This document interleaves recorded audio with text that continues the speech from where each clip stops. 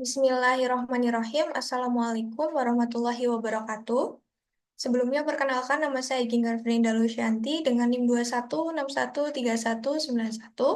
Pada kesempatan kali ini, saya akan mempresentasikan rangkuman dari dua buah jurnal. Untuk jurnal yang pertama, yaitu berjudul The Heart and Cardiovascular System in the Quran and Hadith.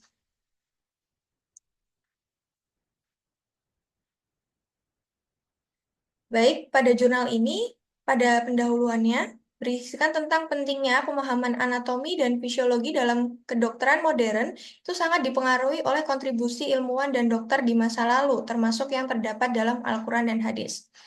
Artikel ini memberikan deskripsi tentang tubuh, prosedur medis, dan pengobatan dengan fokus pada jantung dan darah sebagai elemen vital yang juga terkait dengan emosi dan spiritualitas. Memahami kontribusi ini dapat memperkaya pengetahuan medis dan menghargai warisan ilmiah Islam.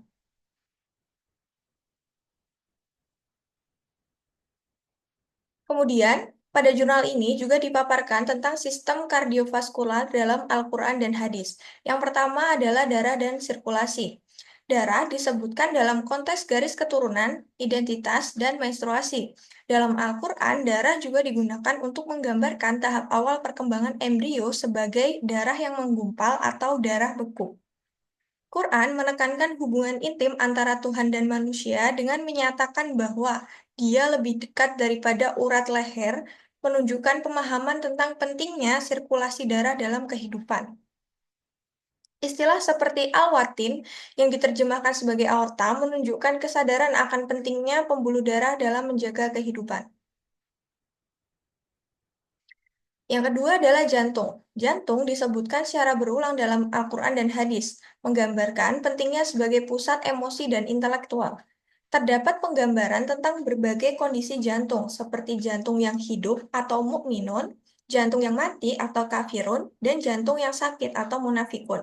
Jantung dianggap sebagai inti dari setiap individu, terlibat dalam hubungan antara manusia dan Tuhan, serta mempengaruhi semua tindakan dan niat. Dalam hadis, jantung diidentifikasi sebagai organ yang menentukan kesehatan keseluruhan tubuh. Jika jantung sehat, maka tubuh juga akan dianggap sehat. Terdapat juga penekanan pada penyakit hati yang berkaitan dengan sifat-sifat negatif seperti keraguan, kemunafikan, dan kebodohan yang dapat mempengaruhi kesehatan spiritual dan emosional seseorang. Yang ketiga, penyakit jantung. Kesehatan jantung dipandang sebagai bagian integral dari kesejahteraan keseluruhan yang mencakup aspek fisik, emosional, dan spiritual, menunjukkan bahwa perhatian terhadap kesehatan jantung juga melibatkan pengembangan spiritual dan emosional, meskipun tidak disebutkan secara langsung. Quran dan hadis mendorong gaya hidup yang dapat mencegah penyakit kardiovaskular, seperti sholat yang dilakukan 5 kali sehari itu melibatkan gerakan fisik yang bermanfaat bagi kesehatan jantung. Yang kedua, anjuran untuk menghindari makanan dan minuman yang dilarang, serta menjaga pola makan yang moderat. Kemudian, menghindari sifat-sifat negatif seperti kemarahan, kecemburuan, dan keserakahan yang dapat berdampak buruk pada kesehatan jantung. Kemudian, pada jurnal ini juga dibahas tentang kontribusi Quran dan hadis dalam bidang medis. Jadi, kontribusinya itu mencakup pemahaman tentang anatomi dan fisiologi jantung, sistem kardiovaskular, serta penekanan pada pentingnya darah sebagai sumber kehidupan. Nah, ajaran ini mendorong gaya hidup sehat untuk mencegah penyakit dan menunjukkan pengaruh ilmuwan muslim seperti Ibnu Al-Nafis dalam perkembangan ilmu kedokteran. Selain itu, konsep kesehatan dalam Islam menekankan keseimbangan fisik, emosional, dan spiritual, mendukung praktik kesehatan yang holistik dan berkelanjutan. Baik, ini adalah jurnal yang kedua, berjudul Al-Quran Murotal Therapy to Reduce Cardiovascular Reactivity to Hand Grip in Hypertensive Pre-Elderly Subject. Baik, pada pendahuluan jurnal ini, ditekankan bahwa penelitian ini berfokus pada hipertensi sebagai faktor risiko utama untuk penyakit kardiovaskular dan stroke. Lebih dari 1,13 miliar orang di seluruh dunia itu menderita hipertensi, sehingga penting untuk menemukan metode pengelolaan yang efektif. Terapi Al-Quran Murotal diusulkan sebagai intervensi non-farmakologis yang dapat membantu menurunkan tekanan darah, Penelitian ini bertujuan untuk mengevaluasi efektivitas terapi dalam mengurangi reaktivitas kardiovaskular pada individu pre-elderly yang mengalami hipertensi. Metode yang digunakan pada penelitian ini, jadi desain penelitian yang digunakan adalah kuasi eksperimental dengan pendekatan pretest post-test. Subjek penelitian ini terdiri dari 60 individu pre-elderly berusia 45 sampai 59 tahun dengan hipertensi tahap 1 hingga 2 yang dibagi menjadi dua kelompok. Kelompok intervensi itu terdiri dari 30 orang yang menerima terapi Al-Quran Murotal dan kelompok kontrol terdiri dari 30 orang yang tidak menerima intervensi. Prosedur penelitian itu melibatkan pengukuran tekanan darah dan denyut nadi sebelum dan setelah melakukan latihan isometric hand grip selama 3 menit.